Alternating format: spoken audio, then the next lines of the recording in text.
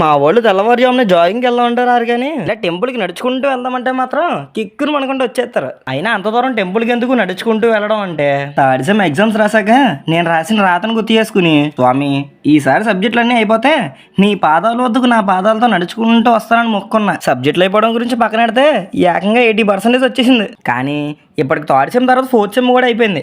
నేను మాత్రం టెంపుల్కి వెళ్ళలేదు. అందుకే ఈ రోజు మొక్కు ఎలా అయినా తీర్చుకోవాలని శ్రీ వీర వెంకట సత్యనారాయణ స్వామి దేవస్థానానికి ఇలా స్టార్ట్ అయిపోయాం. తెల్లవారిలోపు సగం దూరమైనా వెళ్ళాలని ఎక్కువ తొలిమెట్టు కొట్టు కొండని కొట్టు అని పాట పెట్టుకుని ఈ సాంగ్ 10-15 సార్లు ప్లే అయ్యేలోపు కత్తిపొడి వరకు అయినా వెళ్దాం అనుకున్నాం. కానీ మేము మా ఊరి నుంచి పక్క ఊరు వచ్చేలోపే సూర్యుడు నేను ఉన్నాగా మిమ్మల్ని గెలకడానికి అని పైకి వచ్చేసాడు. ఇంకా చేసేదేముంది, ఈ ఎండలో నడవాల్సిందే అని మేము నడుస్తుంటే ఇంకోవైపు మా ఫ్రెండ్స్కి మేము అన్నవరం వెళ్తున్నాం అని తెలిసి మాకు సర్ప్రైజ్ ఇద్దామని మాకంటే ముందే వాళ్ళు అక్కడికి వెళ్ళి మా గురించి వెయిట్ చేస్తున్నారు. మేము మార్నింగ్ 5కి స్టార్ట్ అవుతే ఎగ్జాక్ట్గా టెంపుల్కి 8:30కి వచ్చాం. మేము మెట్లు ఎక్కిన తర్వాత పైన మా ఫ్రెండ్స్ని చూసాక మా రియాక్షన్ ఇది.